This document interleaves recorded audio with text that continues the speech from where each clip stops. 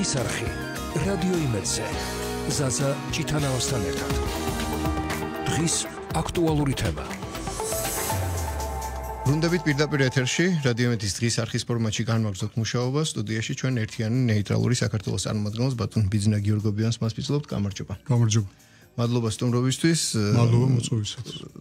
ცოტა გადაღლილი ხარ თქვენ ახლა პირდაპირ გენპროკურატურიდან მოდიხარ ჩვენთან, მაგრამ საინტერესო იქნება თქვენი განმარტებები და იმაზე საუბარი თუ რა აქცენტები გაკეთდა უკვე პროკურატურაში გასაკეთებია იქ იქნება საკითხები რომელიც ნაკლებად საჯაროა ჯერჯერობით და ისეთი საკითხები რომელიც შეგვიძლია რომ საზოგადოებას გაანდოთ ამაზე გავამახვილებთ ყურადღებას. მოკლედ სახელმწიფო ინტერესების ხელყოფის მიზნით უცხოეთის კონტროლს დაქვემდებული ორგანიზაციებისთვის სტრულ-საქმიანობაში დახმარების ასევე საბოტაჟის ცდელობის ფაქტზე საგამოძიებო საქმიანობა პროკურატურაში მიმდინარეობს და ეს ყველაფერი თქვენი ერთიანი ნეიტრალური საქართველოს მიერ წარდგენილი სარჩელის საფუძველზე. ხო? ჩვენ წარვადგენთ 4 მუხლზე სარჩელი, რომ განმარტებისთვის გეტყვით კიდევ. და მეორე მხრივ მე მინდა რომ დავნეულობა არ იყოს პანელში, მეორე მხრივ თალკე მიმდინარეობს აბსოლუტურად პარლამენტში საგამოძიებო კომისიის შექმნის პროცედურა, რომელიც ასევე წარსულ პოლიტიკურ საქმიანობას უკავშირდება ერთიანი ნაციონალური მოძრაობისა. იმისთვის რომ დავნეულობა არ იყოს, განმარტეთ ამ სარჩელის არსი და ამ საქმის შინაარსობრივი ნაწილი. კი ბატონო, და რატომ ეხლა და არა აქამდე? ეს ლოგიკური კითხვაა, რომელიც მე მქონდა, მაგრამ კი ბატონო, გავაერთიანე. როგორც იქნა, ესე იგი, შეიქმნა საქართველოს პარლამენტში საგამოძიებო კომისია და ეს არის ძალიან კარგი, როდესაც ამ მოვლენების პოლიტიკური შეფასების და გამოძიების პროცედურა დაიწყო პარლამენტში 2004-2012 წლის ნაციონალური მოძრაობის ხელისუფლებაში ყოფნის პერიოდის გულისხმობ მე ამ დროს, როდესაც გამოაცხადა მმართველმა პარტიამ, რომ ისინი ქმნიან პარლამენტში ამ კომისიას, ჩვენ თანამოაზრეებს გაგვიჩნდა ესეთი აზრი, რომ რატომ მხოლოდ ეს პერიოდი, ვინაიდან ჩვენ თვლით, რომ არა მხოლოდ იმ პერიოდში, როდესაც ნაციონალური მოძრაობა იყო ხელისუფლებაში 2003-4 ამ პერიოდიდან 2012 წლამდის და ამის შემდეგაც ისინი აგრძელებენ საქართველოს წინააღმდეგ მოქმედებას სხვადასხვა საშუალებებით. ისინი სხვანაირად მოქმედებდნენ მაშინ, როდესაც ისინი იყვნენ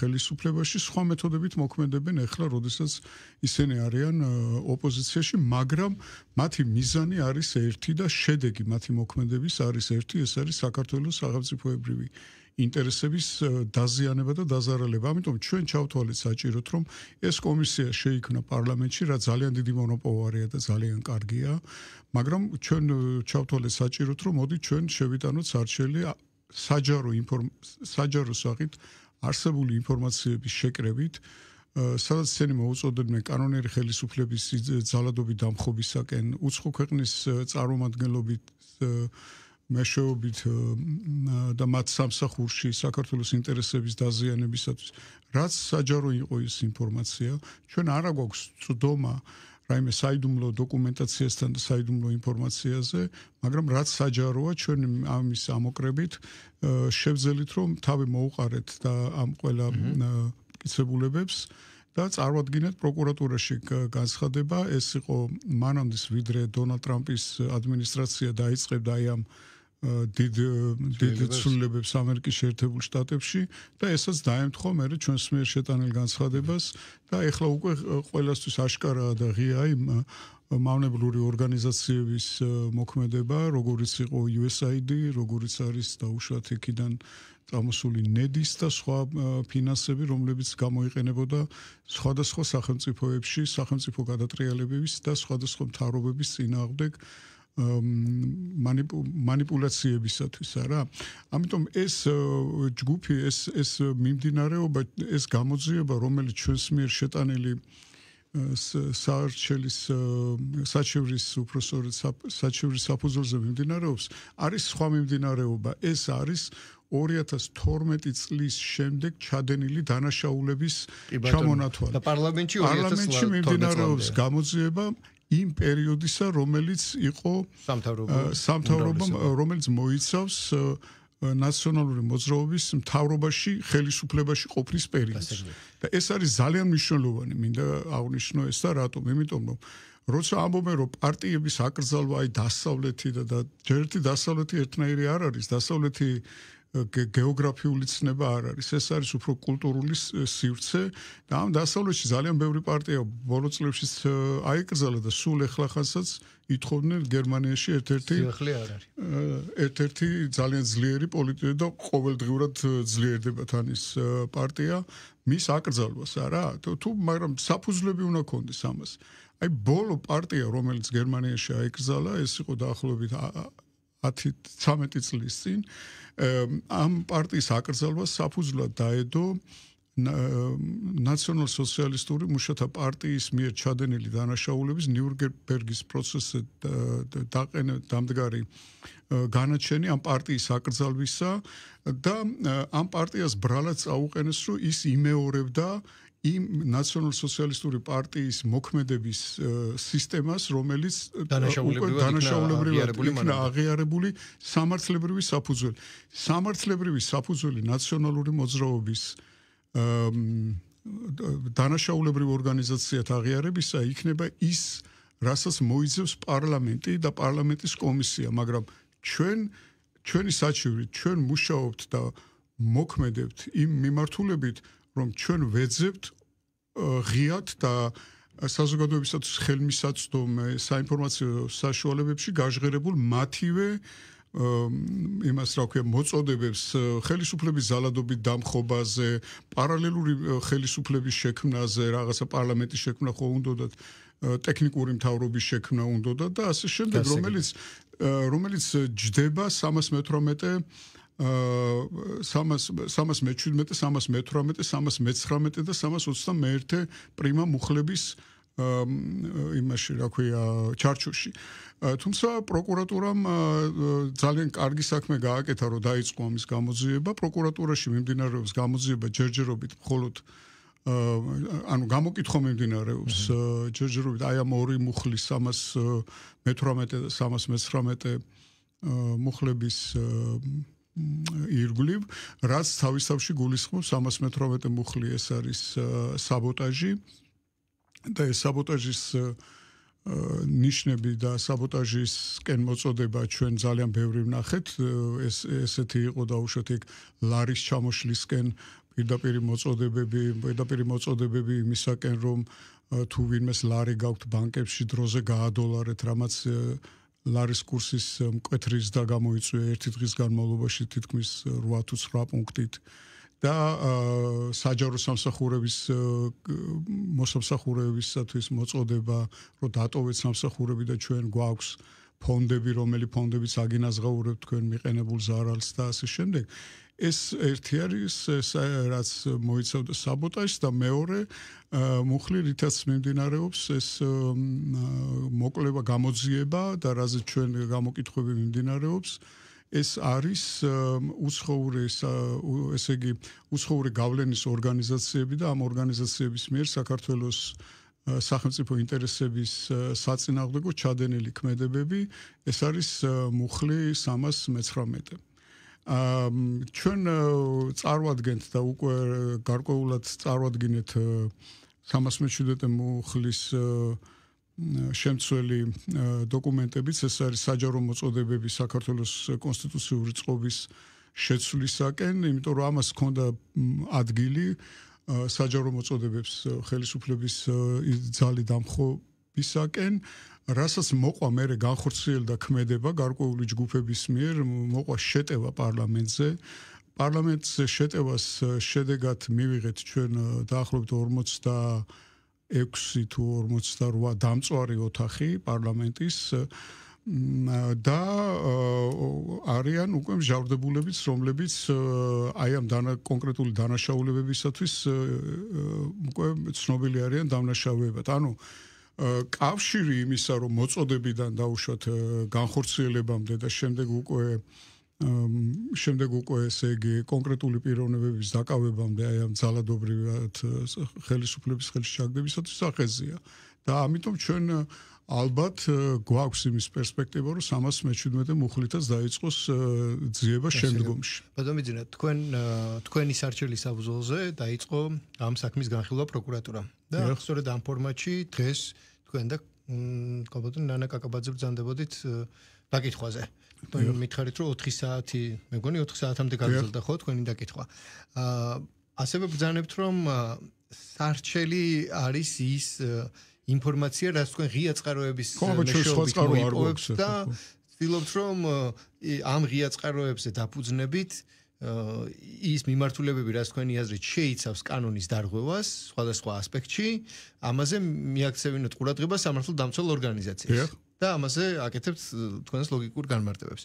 ამ შემთხვევაში აქ უფრო დეტალში რო გავერკვეთ, ქალბატონი ნანა რაღაცა სხვა მიმართულებით მუშაობს და იძლეოდა ასე ვთქვათ დაკითხვაზე ინფორმაციას თქვენ სხვა თუ აი ჩვენ გვაქვს ჩარჩო სფერო აი ამ თემატიკისა როგორ ჩვენ გვაქვს ინტენსიური ურთიერთობა რა თქმა უნდა ერთმანეთთან და ჩვენ ვირჩევთ იმ მიმართულებებს რომელი მიმართულებებით ჩვენ შემდგომ უნდა და იმ დოკუმენტაციას ვაგროვებთ წინასწარ ჩვენ და მოგროვებულიც ქონდა კიდევაც თავიდან როდესაც შევიტანეთ ეს საჩივარი ჩვენ, მაგრამ კიდევ უფრო ღრმად მივდივართ და რა თქმა უნდა. ხო, აი ღრმად რომ მიდიხართ თქვენ დღეს რაზე გქონდათ მაგალითად აქცენტები? მე დღეს მქონდა ზუსტად იმ ორ მუხტთან დაკავშირებით. რაც ახსენეთ. რაც ვახსენე და ასევე მე კიდევ გრძელდება ჩემი გამოკითხვა, ხვალაც გაგრძელდება, როგორც მე მაქვს ინფორმაცია. და კიდევ მინდა რომ წარვადგინო აი 317 მუხტთან დაკავშირებული დოკუმენტაციები, რომელიც მე მოგროვებული მაქვს საჯარო მოწოდებები ხელისუფლების ძალით. ეს განსაკუთრებით მტკივნეულია ჩემთვის, იმიტომ რომ მე გამოცდილი მაქვს ეს სახელმწიფო გადატრიალების პროცესი როგორ მიდიოდა, მე რა სისხლისღვრა და რა ტრაგედია მოყვა ამ საქართველოს ისტორიაში და რომ ეს დღესაც კი აქტუალურია ის ტკივილები, რომელიც მაშინდელმა სახელმწიფო გადატრიალება მოიტანა საქართველოში და დღესაც საზოგადოება ბოლონდის ვერ არის გარკვეული იმაში, რა მოხდა 91-92 წლების გასაყარზე, როდესაც ახლა დაბადებულ დამოუკიდებელ საქართველოს რუსთაველზე ესროლეს ტყვია, ესროლეს ჰაუბიცებიდან არა უცხოელებიც მონაწილეობდნენ, აქ პეჩორის დივიზიის საგანგებო რაზმი იყო ჩამოსული და ამ ბრძოლებში მონაწილეობდა ასევე ამიერკავკასიის სამხედრო ოლქის განსაკუთრებულ დანიშნულებათა რაზმი ღამურა. 4 ადამიანი მოკვდა კიდევაც მათგან და ეს დადასტურებული ფაქტია უკვე რომ ისინი პირდაპირ ამიერკავკასიის სამხედრო ოლქი პირდაპირ მონაწილეობდა ამ სამხედრო გადატრიალებაში. მაშინ მათ ჰქონდათ საშუალება იმის რომ გამოეყვანათ ტანკები და უშუალოდ მიეცათ იარაღი. მით უმეტეს რომ აქ ოფისი ჰქონდათ ბრჭყალებში. ოფისი, ესე იგი ამიერკავკასიის სამხედრო ოლქის მთავარი იყო საბურთალოზე, ასევე საბურთალოზე იყო თქვენ ამას არ აქცევენ ყურადღებას და მიაქციათ ყურადღება იმასაც, რომ საბურთალოზე განთავსებული იყო დღევანდელი რესპუბლიკური საავადმყოფოს უკან ამიერკავკასიის სასაზღვრო ჯარების სარდლობა და ეს სასაზღვრო ჯარების სარდლობა იყო კგბ-ს პირდაპირ დაქვემდებარებაში. როდესაც ჩვენ მოვიგეთ არჩევნები 1990 წელს, კგბ-ს უფროსის 2 მოადგილე გვარებად ვოიციცკი და ნავოდნიჩი თავისი ყველა მომსახურე პერსონალი და დოკუმენტაციით გადავიდა და იჯდა საბურთალოზე კგბ-ს სასაზღვრო ჯარების სარდლობის ოფისში ბუდაპეშტის კვეთაზე. დიახ, აი წოდნიათ ზუსტად იქ ისხდნენ ისინი, ვიდრე არ მოხდა საქართველოში სამხედრო გადატრიალება, ისინი იქიდან მართავდნენ თავის აგენტურას. ამიტომ ეს პროცესი თვითონ სახელმწიფოს ძალადობით დამხობის არის ჩემთვის პირადად განსაკუთრებით მნიშვნელოვანი და მტკივნეული.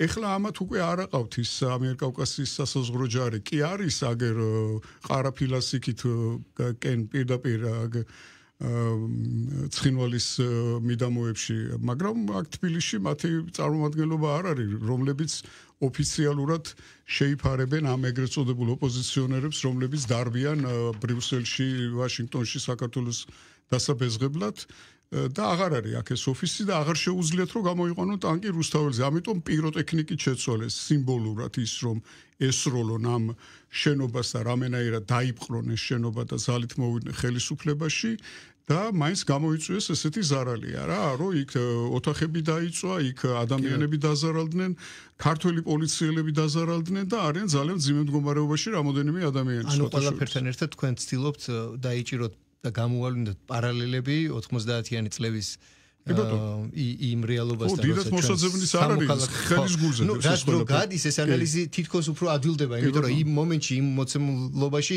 ემოციური ფონი ისეთი იყო რომ იქ განკითხვა რთულია ხოლმე და ჩვენ ხო ემოცია გვჯაბნის ხოლმე როგორც წესი ანუ აი კარგია როდესაც არის ჩვენ მაშინ ესე იგი ამ დროს მოძალადე კი არ მოდის იმით რომ აი მე ახლა მოვალ და სახელმწიფო გადატრიალებას მოვაწყობ მე მოვალ ხელისუფლებაში და აქ სისხლის მორევს დავაყენებ და დავხრებ დემონსტრაციებს დავკარგავ ტერიტორიებს და დავიწყებ შიდა დაპირისპირებას საქართველოს კუთხეებში დავიწყებ ლაშქრობას და ამას კი არ ამოს თავიდან იქ ამბობდნენ რომ აი დემოკრატიას არ იცავენ აი დიქტატორები არიან ესენი რაღაც დამყარდა ჩაუშესკუს რეჟიმი რაღაც ტირანია რომელიც ადამიანის უფლებებს ლახავს ნახეთ დღევანდელი რეზოლუცია რომელიც ევროპარლამენტში მიაღებინეს აქედან ჩასულმა ემისრებმა იქ ხო არ გონია თქვენ რომ ის ქალი რასა იუკნევიჩიანე და ისინი წერენ. აქედან დაწერილი ჩააქვს და ისინი კენჭს უყრიან ამას.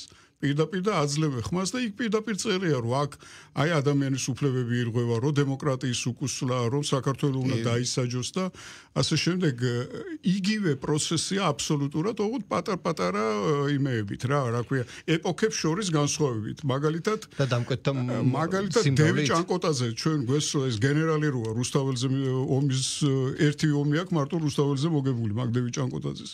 მეტი კი არა. დევი ჭანკოტაძე არის გენერალი რომელიც ჰაუბიცას გვესწროდა ჩვენ. მაგრამ ეხლა ჰაუბიცა აღარ აქვს რუსთაველზე აქვს ეს პიროტექნიკა რომელიც ერთად დაახვიეს მრგვალად და ისროდნენ ისე რომ თითქოს რაღაც ის იყო ანუ შინაგანი ბუნება ამ პუჩის ეს სამოქალაქო პუჩი ის იყო სამხედრო პუჩი. ეხლა როგორც რბილი ძალა ამ USAID-ის დაფინანსებული და ამ საელჩოებიდან კარგად გამოყვებილი NGO-ებისგან ამათ ხო რბილი ძალა აქვს უფრო არა და უფრო აი სხვანაირად სხვა გამომსახველობით შინაარსობრივად იმეორებენ იგივეს. ბატონო ბიძინა, თქვენ მიერ ნახსენები რეზოლუციის შესახებ ჩვენ წინასწარმეტთან ერთად ვისაუბრეთ და კი ევროპარლამენტმა საქართველოში პოლიტიკური ვითარების კიდევ უფრო გაუარესების შესახებ მიიღო მორიგი რეზოლუცია, მგონი მე-6 რეზოლუციაზეა საუბარი და ამას გუშინ მე-5 მეგონა, მე და მე-6 ყოფილა. ამას პრემიერ-მინისტრის გამოეხმაურა და ნუ მართველი პარტიის განცხადებაც არის, სადაც პოლიტიკური საბჭო ამბობს ქართული ოცნებისა შემდეგ რამეს რომ დღეს ამ მიღებული რეზოლუციის საპასუხოდ მათ სურს განაცხადოთ რომ ან Deep State-ი გაანადგურებს ევროკავშირს ან ევროკავშირი გამონახავს ძალას რომ როგორმე თავი დააღწიოს Deep State-ის გავლენას. თქვენ რბილი ძალა ახსენეთ. ეს რაც შეეხება ევროკავშირის თემატიკაზე რბილი ძალა ახსენეთ რომელიც არც თუ ისე რბილი. ხო. კარგი ინსტრუმენტი იყო. და უკვე სოფლიოს შეჩვეული არის ასე ვთქვათ. რბილ ძალას თავის პლუსებიც გააჩნია თუ ასე ითქვა და თავის მინუსებიც, ხო? ნუ ეს რაღაცა მორალურად შეიძლება განადგურდეს, ფიზიკურად ცოცხალი ხარ და ასე შემდეგ. მაგრამ მას შემდეგ რაც ამერიკის შეერთებული შტატების მთავარ პოლიტიკურ თეთრ სახლში დიდი ცვლილება მოხდა პოლიტიკური გარემოს სახით ტრამპის მოსვლიდან ძალიან საინტერესო არის შემდეგი რამ. ეხა USAID-ზე თვითონ ილონ მასკის მხრიდან როგორი განცხადებაა, ხო? ტრამპის როგორი განცხადებები იყო და პრინციპში განვრცობა იმ თემატიკისა, რაზეც რამდენიმე ხნის წინ ჩვენთან როცა გამჭვირვალობის კანონზე იყო საუბარი დაწყებული იყო ეს თემატიკა და იქ საერთოდ სხვა განზომილებაში გადავიდა ამ ხრივ არსებულ პრობლემებზე საუბარი, იმიტომ რომ USAID მარტო ერთის შემქმნელი არ იყო, დადებითიც არის, რაზეც ხალხიც ვინც მონაწილეობდა ამ გრანტში ხეირს ნახულობდა ან შედეგს ნახულობდა და ასე შემდეგ, თუმცა ახლა ჩვენ გვეუბნებიან რომ მარტო ეს არ იყო, სხვა რაღაცეებისთვისაც იყო გამოყენებული. ის წილობრივი მონაწილეობა იქ დაფინანსებისა როგორ იყო ეს სხვა თემა, მაგრამ კითხვა მიმყავს საით. ტრამპი რომელიც მოდის ამბობს რომ ამერიკის შეერთებული შტატები ისე უნდა მოძლიერდეს ფინანსურად და პრინციპში პოლიტიკაში მოსულია ეკონომიკიდან. ანუ ამ შემთხვევაში განცდა გვრჩება რომ თან მისთვის მნიშვნელოვანი კონკურენტი ეკონომიკურად მოძლიერებული კი არა გაძლიერებული ჩინეთია, ხო? და ახლა ყველაფერი შეება იმისთვის რომ ჩემი აღქმით პოლიტიკა გამოიყენოს ეკონომიკის გასაძლიერებლად და არა ეკონომიკა თქვა პოლიტიკის გასაძლიერებლად, იმიტომ რომ როგორც კი ეკონომიკურად ყარადი იქნება, ალბათ მე სხვანაირად ამ დომინაციას შეეცდება რომ შეინარჩუნოს. მაგრამ თუნდაც აი რასაც თვითონ ამხელენ USAID-ის თუ სხვა ტიპის ორგანიზაციების მხრიდან როგორც ბილი ძალის ინსტრუმენტის შინაარსობრივ კნინობით მხარეზე აკეთებენ აქცენტს და საუბრობენ რომ პრობლემა არის ეს ხო გამოდის რომ აი ამ მართალია რბილი ძალის, მაგრამ როგორც ზემოქმედების გლობალური დომინაციის შენარჩუნების და გავლენის მექანიზმის ინსტრუმენტზე უარის თქმა, ანუ რა ხდება ამ ხრივ ცდილობს რომ ველი მოასუფთავოს და მხოლოდ თავის კონტინგენტი ყავდეს და მერე მართოს თუ საერთოდ უარს ამბობს ამ ინსტიტუციაზე. ეს ვაერთიანებ ევროკავშირისა და ამერიკის შეერთებული შტატების. როგორც აღვიქვი, ახლა თქვენი კითხვა მდგომარეობს შემდეგში, თუ სწორ ინტერპრეტაციას ვაკეთებ, ახლა თუ არა შემისწორეთ, რომ რატომ არ გადაიბარა ეს უკვე კარგად აწყობილი ინსტრუმენტი ახალმა ხელისუფლებამ. რაღაცა თითქოს აუტკივარით ავიც აიტკივა. ხო, ეს ძალიან საინტერესო კითხვაა, სხვათა შორის და ძალიან ბევრს აინტერესებს ეს დღეს საქართველოშიც და საერთაშორისო პოლიტოლოგიურ წრეებშიც. რატომ არ გადაიბარა? არ გადაიბარა იმიტომ, რომ ახალი ხელისუფლების თვითონ დონალდ ტრამპის და მასთან დაკავშირებული ამ პოლიტიკური ჯგუფის, ფინანსური ჯგუფის სტილი მართვის და მათი მიზანი ხელისუფლების, ამ ხელისუფლების მიზანი არ არის იდეოლოგიზირებული გლობალიზმი, მემარცხენე გლობალიზმი, ისინი უფრო არიან მემარჯვენე გლობალისტები, რომლებიც უფრო ეკონომიკურ ბერკეტებს, მოლაპარაკებებს აყენებენ წინა პლანზე, ვიდრე დაუშვათ აი ამ მემარცხენე ექსტრემისტულ ლიბერალურ დღისწესრიგს, რომელიც ჰქონდა ამ ეგრეთ წოდებულ რბილ ძალას. აი მაგალითისთვის რომ გითხრათ თქვენ, დონალდ ტრამპის ხელისუფლება არ აკეთებს იმას, რასაც გააკეთებდა ბაიდენის ადმინისტრაცია, თქვათ პანამასთან მიმართებაში. ბაიდენის ადმინისტრაციის დროს ვიქტორია ნულანდი იქ ჩავიდოდა, შექმნიდა არასამთავრობო ორგანიზაციებს, დაუჭერდა მხარს USAID-ის და NED-ის და სხვადასხვა ესე იგი ორგანიზაციების გავლენით მოახდენდა იქ მათ ფინანსირებას, ისინი მოახდენენ პანამაში პოლიტიკური დღისწესრიგის შეცვლას, დესტაბილიზაციას, იქ დაფინანსდებოდა რაღაცა გენდეროცენტრული ათასგვარი სიგიჟე და გადახრების ადამიანები, რომლებიც არა დაუშვათ საკუთარი გამოხატვის თავისუფლებისათვის იბრძვიან, როგორც აღმოჩნდა, არამედ დაფინანსებული არიან და პოლიტიკური მიზნებით იყენებენ მათ. და აი ამ გზით შეეცდებოდა პანამაში ხელისუფლება შეეცვალა და ხელისუფლებაში მოეყვანა ის ადამიანები, რომლებსაც ეტყოდა, რომ აქ ამერიკულმა გემებმა პანამის არხი უნდა გაიარონ უფასოდ, აქ შეზღუდეთ ჩინეთის დომინაცია და ასე შემდეგ, ხო? აი ისეთ ხელისუფლებას მოიყვანენ, მაგრამ ამას დაჭირდებოდა 3, შეიძლება 4 ან 5 ან 6 წელი, არა, რაღაც პერიოდი დაჭირდებოდა. ტრამპი მოქმედებს სხვანაირად. ტრამპი ეუბნება პირდაპირ, რომ ეს არის ჩვენი და დაგვიბრუნეთ უკან. თუ არ დაგვიბრუნებთ უკან, აი მე უკვე იქ გადადის ტიპიურ ვესტერნზე, რომელიც არ არის სახუმარო საქმე და მათ ამის საშუალებები მრავლად გააჩნიათ. ის მოსაზრება, რომ დაუშვათ იქ ტრამპი რაღაცებს ესე იგი იძახის და არასრულებს, ეს სწორი არ არის, იმიტომ რომ იმან რაც ჯერ ხელისუფლებაში ერთი თვეც არ არის, რაც მოვიდა და ძალიან ბევრი რამე გააკეთა უკვე ამერიკისთვის. ძალიან ბევრი რამე გააკეთა, თუნდაც ის რომ ეს ამდენი ტყუილად უმიზნოთ დახარჯული, დასახარჯად განსაზღვრული თანხები, რომელიც გაფანტული იყო მთელ მსოფლიოში ამ ორგანიზაციებზე, როგორიც არის USAID და NED და კიდევ ეს ჩვენ რაც ვიცით, ეს რაც ოფიციალურად ვიცით, რომ აი მაგალითად საქართველოში არჩევნებზე 41 მილიონი დაუხარჯავს USAID-ს, ხო? ეს რაც ვიცით. კიდევ რა გამოჩნდება? სხვა გზებით როგორ შემოქონდა თანხები, ეს კიდევ სხვა იქნება. ამიტომ ტრამპი მოქმედებს სხვანაირად. ტრამპი მიდის და ეუბნება პირდაპირ.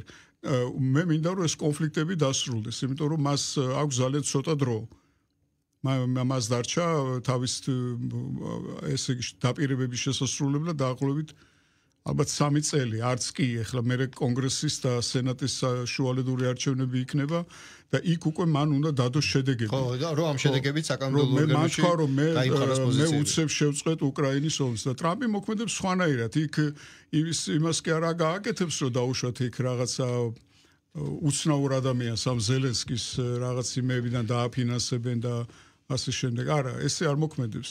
ის ელაპარაკება პირდაპირ მესამე სოფლიოში ძალით მესამე სიდიდის სახელმწიფოს რუსეთს, სიძლიერით, თორე ტერიტორიით არ ვამბობ. პირდაპირ ელაპარაკება ტელეფონით და ეუბნება რომ ჩვენ მოვილაპარაკოთ როგორ უნდა დამთავრდეს კონფლიქტი უკრაინაში, ისე რომ უკრაინელებს საერთოდ არც აგებინებენ რაზეა ლაპარაკი. ეს ეუბნება რომ ჩვენ თქვენ ტელეფონით აღნიშნა ეს დღეს აღნიშნა ტრამპმა სხვათაშორის ტელეფონით დაველაპარაკებით და შევატყობინებთ მას როგორ უნდა მოხდეს ეს მოლაპარაკება. ამაზე უკრაინას აღნიშნა კიდევაც რომ ერთმანეთის ქვეყნებსაც მოვინახულებთ. ეს პუტინთან საუბრისთვის, ანუ ეს რაზე მეგვანიშნებს, ანუ მას აქვს მართლობის სხვა სტილი. ის არ გადაიბარა, რაც არსებობდა ის სისტემა, არ გადაიბარა. ხშირია, როდესაც რევოლუციების შემდეგ და ეს რევოლუციური ხელისუფლება აშკარა ტრამპის ხელისუფლება და რომლებიც რაღაც რუდიმენტულ თუ ბალასტურ პოლიტიკურ ვალდებულებებს იხსნიან. იხსნიან ხოლმე, არ გადაიბარებენ, ან არის ხოლმე შემთხვევები, რომ გადაიბარებენ ისე როგორც ბოლშევიკურმა ნაციონალიზაციას მოახდენდა კიდე. დიახ, ბოლშევიკურმა ხელისუფლებამ იმის შემდეგ გადატრიალების შემდეგ ოხრანკის ყველა გამომძიებლები და ყველა ისეთი ცოტა გამოსადეგი ხალხი სტრუქტურაში გადაიბირა. აბსოლუტურად სულ ყველა გადაიბარეს, მათი მეთოდიკაც გადაიბარეს. კი ბატონო ბიზნა, თქვენ სწორად აღნიშნეთ, რომ ტრამპს აი ვხედავთ უკვე რა სხვა მიდგომა აქვს. კოლუმბია იყო თუ არ ვწდები, რომელსაც მოუწოდა რომ არალეგალები გაეყვანა კოლუმბიამ იქ რაღაც პრეტენზიები წამოაყენა და არა პრეტენზიები არა იქ რაღაც არა თავისი ლოგიკა თქვა იმ ადამიანმა ძველი დრო ეგონა და თქვა რომ ის და ტრამპმა ანუ არც რაღაცა საგანგებო რეჟიმი ან ძალების გადასროლა უბრალოდ თქვა რომ ეს ინსტრუმენტები მაქვს შეგახსენებთ და ეს ამოქმედდება და ცოტა ხანში თვითონვე უზრუნველყოს ამ ხალხის გაყვანა 50 წუთი დაჭირდა თვიმად აზზე მოსასვლელად რომ გამოეგზავნა თვითონ თვითფრინავი და თავის ხალხი წაეყვანა. თქვენ ახსენეთ ასევე კოლუმბიის უკაცრავად პანამის მომენტი. და გასაგებია რომ პანამის არხის არსებობა ცალსახად ამერიკული ფულის შედეგია და ესეც იმიტომ არა რომ სხვებისთვის მოწყალება გაიღეს, სტრატეგიულად მას განსაკუთრებული მნიშვნელობა ჰქონდა და ამ არხით მისთვის როგორც გლობალური დომინაციისთვის ეს მნიშვნელოვანი საკომუნიკაციო საშუალებაა გეოპოლიტიკური თვალსაზრისით, ხო? ზღვის ქვეყანაა ასე ვთქვათ და საერთოდ აი აქ გზა დაიმოკლა. მაგრამ თუ ის თუნდაც პანამა ავიღოთ მაგალითისთვის უტრირებულად თუ ის საკითხი რაც რბილი ძალის მეშვეობით ამერიკას შეეძლო რაღაც 2-3 წლის განმავლობაში გაეკეთებინა და ეს ადამიანი აკეთებს ძალიან სწრაფად და უახლოესი პერიოდი ამერიკა ამ ფორმატით იმუშავებს ისინი რატო არ აკეთებდნენ ეს სწრაფად ამიტომ ხო იმიტომ რომ ჩვენ ხო თელ სოფლიოში მივეცეთ რომ ისინი ძალიან დემოკრატიულ ელემენტთან დასავლეთთან იყო დაკავშირებული კორუმპირებული ხალხი იყო ისინი მწვავედ კორუმპირებული ხალხი იყო ნეოკონეების დიდი ნაწილი და დემოკრატიული პარტიის მმართველობის დიდი ნაწილი იყო მწვავედ კორუმპირებული ეს დაიწყო კლინტონების 92 წლიდან მმართველობის შემდეგ როდესაც მათ მთელი საბჭოთა კავშირის აქტივები და სიმდიდრე, ეს იქნებოდა მინერალები თუ სხვა სახის სიმდიდრე, ჩაიგდეს ხელში და ეს იყო ძალიან მწვავედ კორუმპირებული ხალხი, გაიხსენეთ თქვენ ჰანტერ ბაიდენის კრიმინალური წარსული, რომელიც თავისი პრეზიდენტობის დასასრულს ძალიან უნდა ტრამპს რომ მისთვის წინასწარ შეიწყალა ბაიდენმა, რაც იყო ამერიკული დემოკრატიის ძალიან დიდი კითხვის ნიშნის ქვეშ დაყენება და იმ სტერეოტიპების მსხრევა, რომელიც ჩვენ ბავშვობიდან ჰქონდა. ნეპოტიზმი არაფერ შუაში არა, რასაკვირველია, არა ნეპოტიზმი, მე უბრალოდ ვიცნობ ესე ჩემ ეს ბიჭი ანტენი რო ქვია ისე შორიდან აიღած მეცნობავ. ანუ ეს ფაქტები რო დაგროვდა ერთად, ამან ძალიან დიდი პრესტიჟზე ძალიან დიდი დარტყმა მიაყენა ამერიკას. ეს იყო ძალიან მწვავედ კორუმპირებული რეჟიმი, რომელიც ეხლა ჩაანაცვლა შინაგანი ბუნებით ბიზნესმენმა, ძალიან ისეთმა პოპულისტმა, მაგრამ ძალიან ქმედითმა ტრამპმა, რომელიც სულ აბსოლუტურად სხვა სისტემით მოქმედებს და აქვე არ დავივიწყოთ მეორე პერსონას მის გვერდით, რომელიც ძალიან დიდი ტემპით და დიდი სიჩქარით მოქმედებს. ეს არის ილონ მასკი, რომელიც ტექნოლოგიურად უკვე სხვაგანყოფი. ტექნოლოგიურადაც სხვაგანყოფია და ის ადამიანი მას ჩალაგებული ქონდა ზუსტად აი როგორც ის არის თავისი მოქმედებების ნაბიჯები, რომელიც უნდა გადაედგათ არჩევნების მოგების შემდეგ. თან ბატონო ბიძინა თქვენ ჰანტერ ბაიდენი ახსენეთ და ტრამპის წინა პრეზიდენტობის დროს მას გახსოვთ ჰქონდა მცდელობა და იყო მთელი საქმეები იყო წამოწეული და განხილვის საგანი იყო რომ უკრაინასთან მისი კავშირის შესახებ ხმამაღლა ესაუბრათ და მაშინ გახსოვს ზელენსკის ვიზიტი იყო ამერიკაში და როგორ მდგომარეობაში იყო ადამიანი რომ პირდაპირ გახსოვთ პროკურორი როგორ მოახსნევინეს პროკურორი უკრაინის პროკურორი პირდაპირ წაუყენეს პირობა რომ ეს ადამიანი რომელიც ჰანტერ ბაიდენის საქმეს იძიებს უნდა მოაშოროთ პროკურორობიდან და მეორე დღესვე გაათავისუფლეს პროკურორობიდან გენერალური პროკურორი მერე მოსამართლეს გაათავისუფლებინეს ბევრი ანალიტიკოსი ამაზე სამახვილებს ყურადღებას რომ ეს ასე ვთქვათ არხი რომ ჩაეჭრა მაშინ ბაიდენს შეიძლება ეს არ ყოფილიყო ომიც მიუხედავად ბევრი უცნაურობისა ტრამპის ადმინისტრაციას ეს მსგავსი ნაბიჯები არ ახასიათებს ვინაიდან ეს ადამიანები დიდი ფინანსური თავიდანვე ბიზნესიდან არიან მოსული და არ არიან მოტივირებული იმით, რომ ხელისუფლებაში ყოფნის დროს იშოვონ რაც შეიძლება მეტი ფული. რადგან ფულით მოვიდნენ და სხვა ღირებულებებზე ერთვებიან. მე მგონი 3-4 წუთი გვჭება და აი ამ რადგან ასე წავედით საერთაშორისო მიმართულებით ამ ჭრილში დავსვამ შემდეგ კითხვას.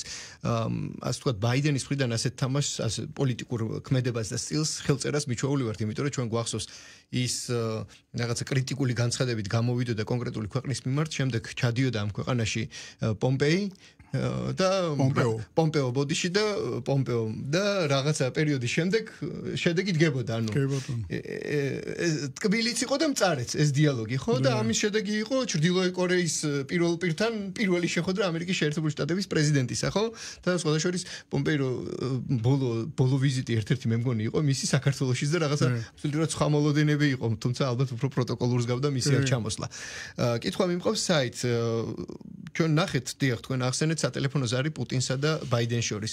მაშინ თუ ბაიდენი უარს ამბობს რბილ ძალაზე. გამოდის რომ ბოდიში ტრამპი რეალ პოლიტიკა რომელიც ძალაზეა დაფუძნებული და შესაძლებლობებზე ბრუნდება მთელი თავისი სისავსით და შესაბამისად დონალდ ტრამპისა და ვლადიმერ პუტინის პოლიტიკური სასაუბრო ენა რაღაც ერთ სიფრთხეზე გადის ამ თვალსაზრისით. ხო, იმიტომ რომ პუტინი ბოლო წლების ულამით დომინანტობს, ხო? ირანიც ამას ცდილობდა, მაგრამ რა გამოვიდა ცალკე თემაა და მაგალითად რეგიონში თურქეთიც ცდილობს რომ აჩვენოს შესაძლებლობები და ასე შემდეგ. აი ამ მოცემულობით როდესაც იცვლება ეს პოლიტიკური დომინანტური თქვათ ურთიერთობების ფორმატი. გლობალურად ჩვენ გასაგებია რომ ისევ გადალაგების პროცესში ვართ გეოპოლიტიკური რეკონსტრუქციისა და აი ამ პროცესის დაჩქარებას თუ შეუწყობს ეს ხელს. პოლიტიკური პროცესი ძალიან ჩქარა მიმდინარეობს და დიდხანს არ მოგვიწევს ლოდინი. ახალი მსოფლიო წესრიგი დაფუძნებული იქნება იმპერიებს შორის ურთიერთობებზე, მათ შორის ძალთა ბალანსზე და ჩვენ არ უნდა მოვყვეთ ისეთ სიტუაციაში, რომ რაღაცა მინდა და ეს აჩემებები ჩვენი რომ გვახასიათებს ხოლმე ისე რომ აი ჩვენ ესე გვინდა და რა მოდი ვიომოთ აბარისთვის გვინდა ეს სამხედრო ძალა რომელიც გვაქვს და რაღაც ესეთი ხალხი ძალიან საშიშია საქართველოსთვის ვინაიდან ძალიან დიდი იმპერიები უკვე გადადიან ახალ ურთიერთობებზე და ეს ურთიერთობები არის ძალისმიერი ურთიერთობები ერთმანეთის ძალის ანგარიშის გაწევა და ერთმანეთთან სხვა ურთიერთობების დალაგება რომელიც აღარ არის გლობალიზაციასთან და იდეოლოგიურ გლობალიზაციასთან ლიბერალურ ინტერნაციონალიზმთან აღარ არის კავშირში ეს არის კავშირში მხოლოდ ფინანსურ სიძლიერესთან ეკონომიკურ სიძლიერესთან და რეალური ეკონომიკის გაძლიერებასთან და ასევე ფინანსურ ეკონომიკა სხვა არის გეცოდინებათ ეს თქვენ და რეალ ეკონომიკა სხვა არის რეალ ეკონომიკაში ამერიკის შეერთებულ შტატებს წინ უსწრებს უკვე ჩინეთი აქედან გამომდინარე ეს ძალიან რთული და ძალიან დიდი ძვრებია მსოფლიო პოლიტიკაში და აი ეს შიდა პატარა რაღაცა ჯგუფები რომლებიც უკვე თანამედროვე საერთაშორისო ურთიერთობების ჩიხი და ჩიხად ქცეულ პროვინციად ღრმა პროვინციად ქცეულ ევროკავშირში დადიან და ცდილობენ რომ იქიდან დააზიანონ საქართველოს ეს ძალიან ცუდია და ხელსუშლი საქართველოს მინდა გითხრათ ევროკავშირი საერთაშორისო ურთიერთობებში დიდი იმპერიებს შორის ურთიერთობებში ევროკავშირი როგორც ცალკე მოთამაშე ერთეული და სუბიექტი აღარ განიხილება აღარ განიხილება. რა გამოდის რომ თუ აქამდე საბჭოთა კავშირის დაშლის შემდეგ იქმნებოდა განწყობა თუ სურათი იმისა რომ ქვეყნებს შორის ურთიერთობების მოგვარებაში და განვითარებაში პატარა ქვეყნებიც ერთვებიან ეს მას შემდეგ რაც მანამდე საბჭოთა კავშირის პერიოდში საერთაშორისო სამართალი რომელიც აღარ მუშაობს გაუქმებულია და საბჭოთა კავშირის პერიოდში კიდე ეს ორი ცენტრი იყო და ერთმანეთს საერთაშორისო ეხლა რაღაც კუთხით ბრუნდებით იქ კი ბატონო იალტის წინა პერიოდში ბრუნდებით სადაც ძალა წვეთდა ყველაფერს სადაც ჩემბერლენს პირდაპირ მოაწერინეს ხელი სუდეტის ოლქის შეერთებაზე, იმიტომ რომ ძალა ჰქონდა ჰიტლერს მაშინ კონტინენტურ ევროპაზე, არა? ანუ ეს რაღაცა იდეოლოგიებზე და პატარა სახელმწიფოების უფლებებზე და დაცვაზე ორიენტირებული ის წესრიგი, რომელიც შეიქმნა იალტაში, ეს უკვე აღარ მოქმედებს. ეხლა უკვე ელაპარაკებიან ნატოს წევრ კანადას ეუბნებიან, "ეი გოგონი, შენ მოდი აქ, შენ ისო მანძი ხარ." აი ეს ელაპარაკებიან. შენ მოდი 52 შტატად. ხო. ნუ ესე იგი რაღაც კუთხით ისე ბრუნდებით, სადაც ადრეც ყოფილვართ. ანუ ახალი არაფერია აქაც. ამ ცის ქვეშ ახალი არაფერია, როგორც იტყოდა ეკლესიასთან. ბატონო, ნუ იცვლებიან მოთამაშეები და ნუ რაღაცა მოცემულობა ეპოქალური. მადლობა დიდი საუბრისთვის, წარმატებებს გისურვებთ. შეგახსენებთ, რომ ჩვენ სტუდიაში ერთიანი ნეიტრალური საქართველოს წარმომადგენელს ბატონ ბიძინა გიორგობიანს მასპინძლობდით. ჩვენი დიალოგი დავიწყეთ ერთიანი ნეიტრალური საქართველოს მიერ პროკურატურაში შეტანილი საჭიროებით, რომლის ფარგლებშიც დღეს ბატონი ბიძინა დაიკითხა და პრინციპში პროკურატურიდან მოვიდა ჩვენთან გამოიკითხა და იქიდან მოვბრძანდით ჩვენთან და ამ გამოკითხვის პირველი ეტაპი იყო დღეს და ხვალ გაგრძელდება კიდევ როგორც თქვენ ბრძანეთ სავარაუდოდ გამოკითხვა და ალბათ კიდევ რამდენიმე იქნება და შემდეგ უკვე ნახავთ თქვენი ინიცირებული საჩივრის განვითარების რა პერსპექტივა დაიხატება ასევე გამოეხმაურეთ მიმდინარე გლობალურ პოლიტიკურ პროცესებს. მადლობა კიდევ ერთხელ სტუმრობისთვის. ჩვენი სტუმართან დიალოგი რადიო იმედის Facebook გვერდზე აიტვირთება. რადიო იმედის